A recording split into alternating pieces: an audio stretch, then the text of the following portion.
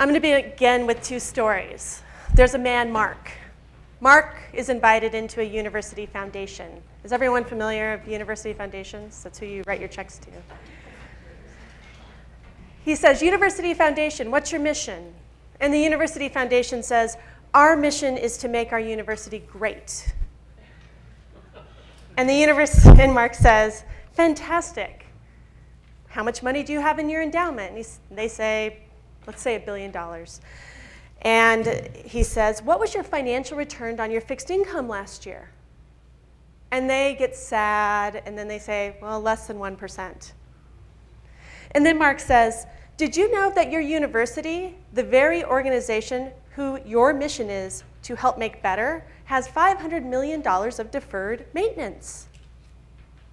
And that University Foundation could lend university money, let's say at 3% right now, and you would more than double your financial return. You would reduce energy costs, water costs, impact on the environment, increase amenities, create a healthier, safer, happier place for your staff, faculty, and employees and students to work. And they look at him and they say, how do we do this? And he has the $1 Billion Greens Challenge. He has worked with over 60 universities to set up 130 revolving loan funds with universities to fund their own infrastructure. And guess what? The financial return isn't 3%. The median return is 18%. And you know what the great part about this model is this model doesn't just work for university foundations, it works for municipalities. It works for hospitals. It works for any entity that has a balance sheet. So a woman walks into a foundation, and that woman's me, Steph. And I walk into a $1 billion foundation, and they say, Steph, we want to discuss impact investing with you. And I say, fantastic.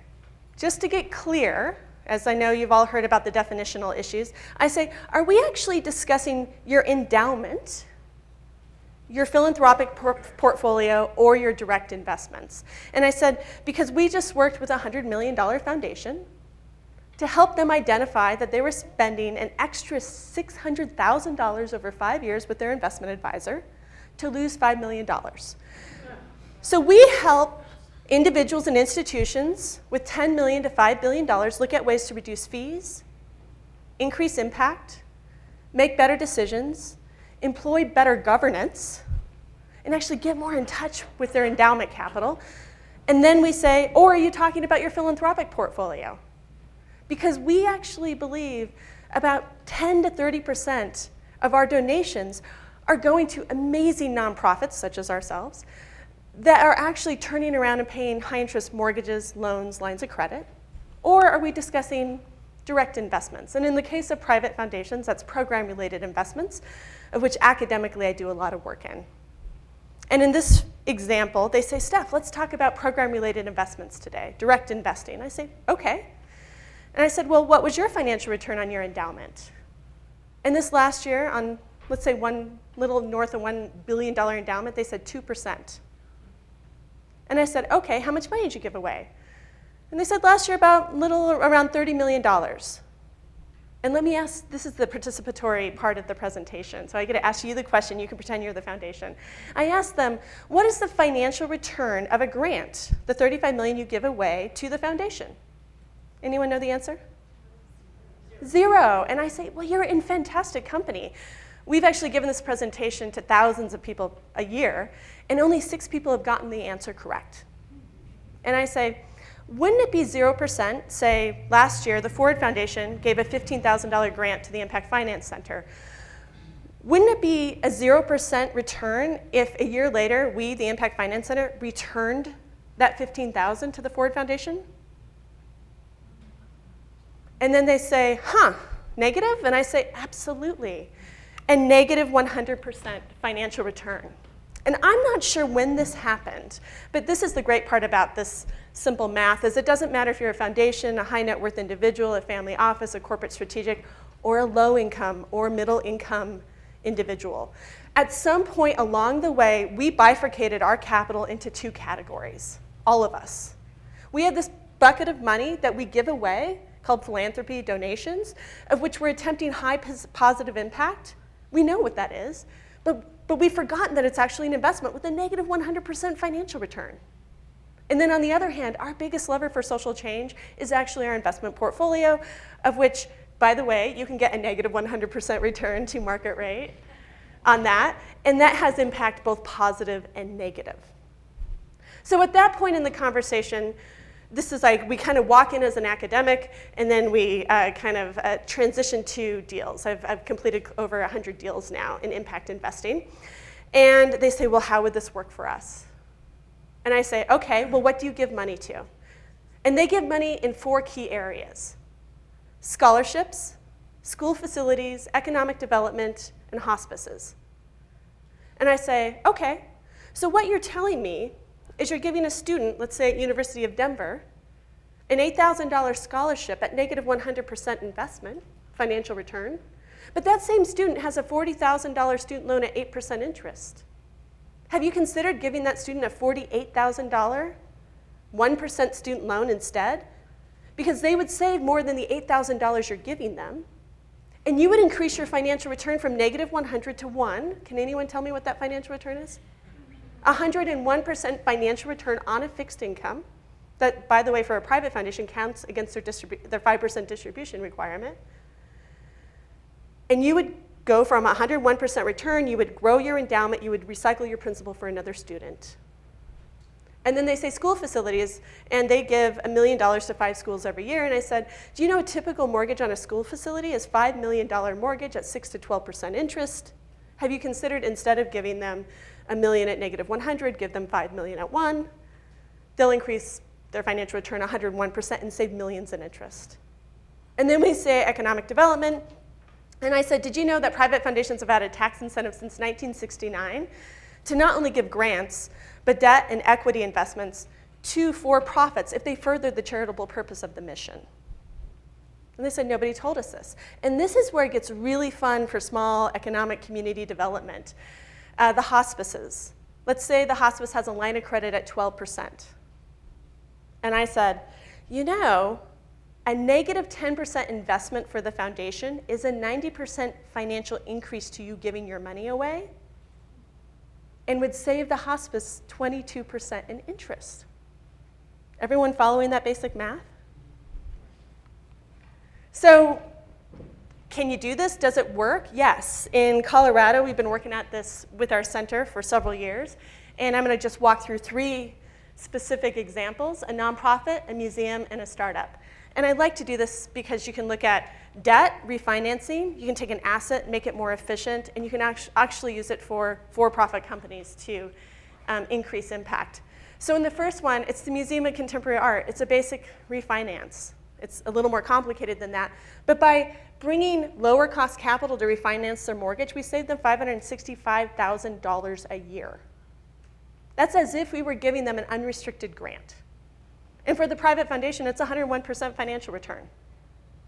In the case of and we conceptualized that strategy, and the board took it and ran with it. In the case of this nonprofit building, same kind of project. They were doing a building renovation. They were short $6 million.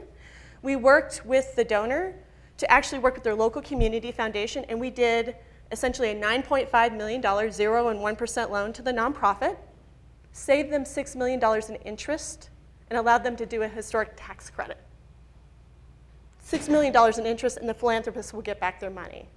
And most recently, there's an amazing Silver Nest. It's a startup company that's working in the aging population to match housemates with the aging population for the purpose of additional income, help around the house, and companionship. Turns out a typical boomer has only saved $50,000 for retirement, but half of them own their house. For the first time, we had philanthropists that had never done a direct investment actually work with angel investors to take money they were going to give away and actually invest in this for-profit startup. So when you walk away from the talk today and you're like, what did she say with that negative 100%? Go back to a basic refinance. You take a building, a mortgage, $5 million loan at 7%, you refinance it at 3%, you save $2.3 million. That's as if you're giving that organization an unrestricted grant. And how does this affect the philanthropist, the investor? we actually modeled a $500 million foundation. And there are some concerns about if you start doing program-related investments and direct investing with grant money, are you actually going to take money away from the nonprofits that need it the most? And we said, well, what happens if you actually model this over 20 years? And so this particular 20-year, $500 million foundation, over 20 years, they gave away $423 million. They still had $594 remaining in their endowment. And we said, well, what would happen instead of giving away 5% in grants and operating expenses, what if you gave away 4%? And what if you took 1% of that and you got a 3% return, or a 103% increase? Well, what happens is as that 3% money is paid back to the foundation, it actually grows the endowment. So instead of having $494 million in our endowment, we now have $529 million in our endowment. And at first glance, it looks like we've given away less grant money, $423 million instead of $359. But you have to remember, we have this outstanding portfolio of 3% loans to the very organizations we were supporting philanthropically. And legally, if you forgive those loans or they default at year 20, which we'll do for financial modeling purposes, they actually become a grant, which means we will actually give away $504 million instead of $423 million. So strategic financing and restructuring from a sources and uses perspective can not only save nonprofits money, help out for-profits, but it actually can grow the philanthropic pie. So part of the reason Amy asked me to be here today was in Colorado. We've been doing a lot of education nationally, but specifically in Colorado with probably about 20 different organizations. And it turned out we have about $1 billion looking to invest locally. $1 billion wanting to invest in Colorado, but they were pretty convinced that there were not investment opportunities. So to Michael's point in 2 presentations ago, how do you create the list of investment opportunities in Idaho? And we said, how do we do that? So we ended up pulling together a group of community members and creating a 3-year effort to bring $100 million of investment capital to Colorado. It's called Co-Impact Initiative. So we do about 50 to 100 of these types of events throughout Colorado every year. We now have a class for philanthropists and investors, a class for nonprofits and social enterprises, a class for for-profits. It takes a lot of priming the pump to actually build that list. So we did about 50 events, and it culminated this year in Co-Impact Days. We've actually even branded it, so you can imagine Idaho Impact Days. It's a March 2nd through 4th this year, and what we did is we sourced over 350 investment opportunities in Colorado. Those were projects, nonprofits, for-profits, and funds, looking for debt, equity, royalty, all different types of capital. And then we brought everybody together, over 700 people, for a 2.5-day executive education course. We had 1 day legal tax and accounting workshop, 1 day due diligence workshop to learn how to evaluate a direct deal. We had a nonprofit and we had a for-profit. And then we had a symposium where we actually explained how to manage your capital better and do direct investing across your entire portfolio. And then we invited 60 of those social ventures. We call them social ventures for a farmer's market and basically created a farmer's market where people got to go shopping throughout the farmer's market. So some quick early results from that. Over 15 investments have already been made, many of which have been made not just by people, philanthropists, private family foundations, people that had never done direct investing before.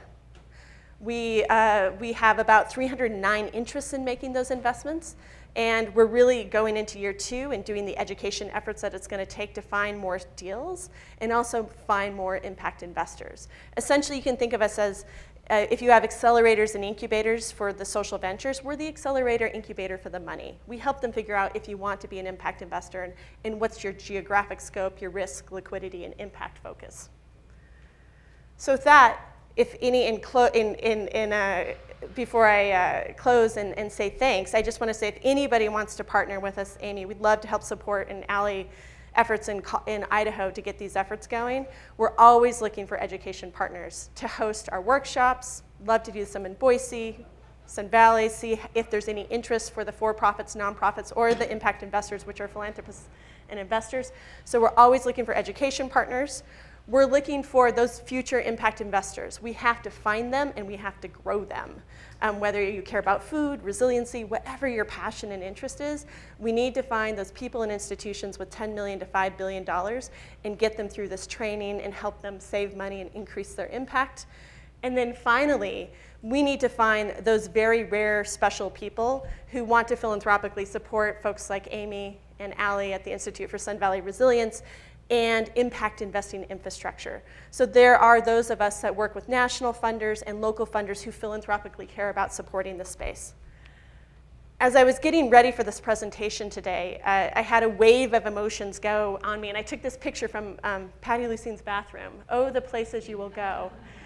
And why I had this wave of emotions is the last time I spoke in this valley was for high school graduation when I was a salutatorian 24 years ago.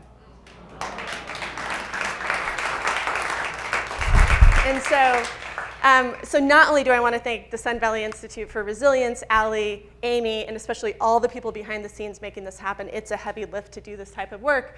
But I also want to thank our community and especially the great teachers I had all through junior high, high school that inspired us to do what we're doing today. So thank you very much.